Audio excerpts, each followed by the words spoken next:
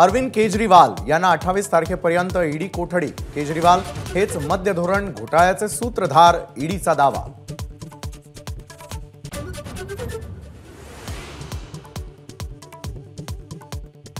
शिवाजीराव आढळराव पाटील उद्या अजित पवार गटात प्रवेश करणार। सूत्रांची माहिती, अमोल कोल्हेंविरोधात आढळराव पाटील निवडणूक लढण्याची शक्यता।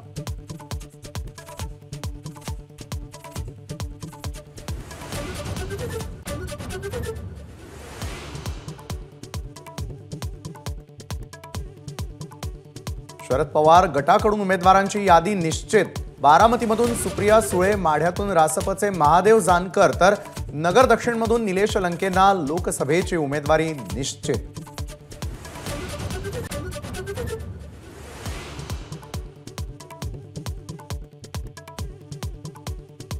सत्तेसाठी पिसाळलेला उद्धव ठाकरे मोदींना औरंगजेब म्हणतोय।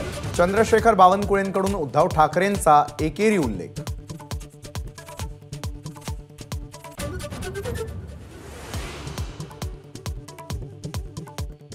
सांगलीचा उमेदवार उद्धव ठाकरेंनी जाहीर करण्यावर नाना पटोलेंचा आक्षेप। घोषणा प्रॉब्लेमॅटिक असल्याची प्रतिक्रिया। तर सांगलीबाबत दिल्लीमध्ये चर्चा करू, राऊतांची सारवासारव।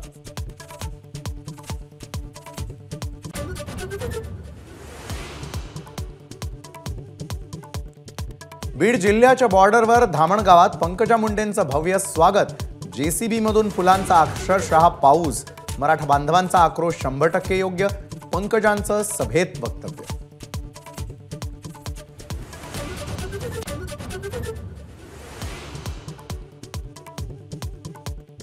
अभिनेता गोविंदा आहूजा शिंदे गटामध्ये प्रवेश करणार। खात्रीलायक सूत्रांची माहिती, उत्तर पश्चिम मुंबईमधून उमेदवारी मिळण्याची शक्यता।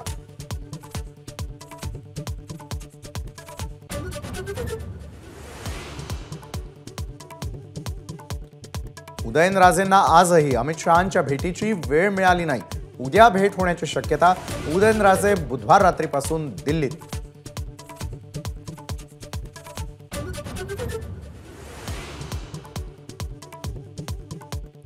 सत्ताधारी पक्षाचे 11 घोटाळे रोहित पवारांच्या हाती। आज 2 घोटाळ्यांची पोलखोल। 9 घोटाळ्यांवर अभ्यास सुरू अशी माहिती।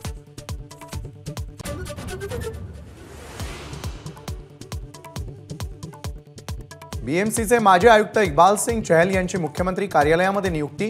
चहल यांच्या नियुक्तीवरून आदित्य ठाकरेंची टीका।